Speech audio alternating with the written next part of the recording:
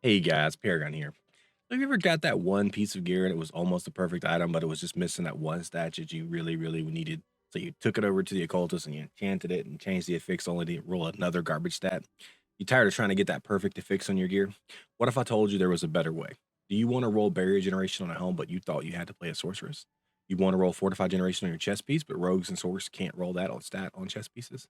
What if I told you that there was not only a way to roll these stats on items, but a way to increase the chances that you get exactly the stats you're looking for, or at the very least, increase the odds? Because there is, thanks to the folks over at mobalytics.gg. They have a list of affixes that can roll on every piece of gear, and they made a nice list of these sorted by gear type and class, showing every possible affix outcome. And I'm going to show you how to reroll gear so that you can save time and money when trying to get that perfect item roll.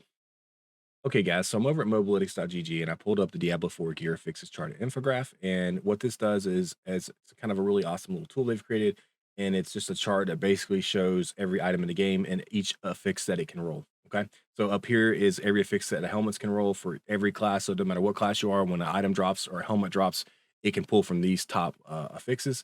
If you're a barbarian, it will pull from these. So, like for example, if a helmet drops for a barbarian, it's going to pull like 4 affixes if it's rare sometimes, and if it does pull, like, it's gonna pull from these and these combined, and that's how it's gonna roll the item. So sometimes you may just get these, sometimes you may get more of these. I think some affixes may be weighted more than others. I don't know, but that's how that works. So you can come here and you can look, and it helps you to know like what you're trying to re-roll for. So like if you're playing a build that uses death blow and you won't death blow in your helmet, you might want to get rid of one of these resistances because they're kind of garbage, and you can try to re-roll for death blow.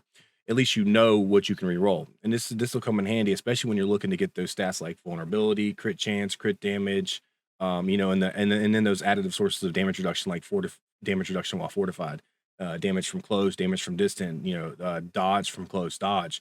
Those are all like really good sources of defensive mechanics. And if you don't know what pieces can roll those, you can come here and take a look. And it's really good. And there's actually another thing you can do here, and this is roll off class stats on your item. And you can do it. It's just a weird way of doing it, and I'll kind of explain how you could do it. But basically, say you have like one of these classes, and you run in an aspect where every time you hit an elite, you get a barrier, and you're like, you know what, I have a helmet, and I don't like this stat, but it would really cool to get lucky hit chance while you have a barrier up, because lucky hit's really good. So you log off, you create a sorcerer, you log in, you skip the campaign, you run one dungeon, which unlocks the occultist, and then you re-roll the helmet with the sorcerer. It'll actually have a chance to roll lucky hit chance while you have a barrier. I don't know if you want, this is just an example, but you could do that. And you can do that with any class. So if you're specifically looking for one of these stats on another class, you can roll that. They're not always going to be useful, but in some instances, it actually can help roll stats that you actually need. And let me give you an example. Let's go to rings, because rings is one of those things where sometimes what you want on a ring is like crit strike, crit damage, resource generation, vulnerable damage. There's quite a few stats, maximum life, lucky hit chance. Depending on your build, there's a lot of those that are up here in the all class roll that are very good. And you might want three or even all four of these to be up here. And you might end up with a lot of these, specifically if you're a class that has a big pool down here. So look at Necromancer. You have to pull from all these and all these. So if they're trying to get like four of these up here at top, it's going to be hard because they're going to pull from all these down here at the bottom. Whereas like a barbarian, they only pull from, look, 5.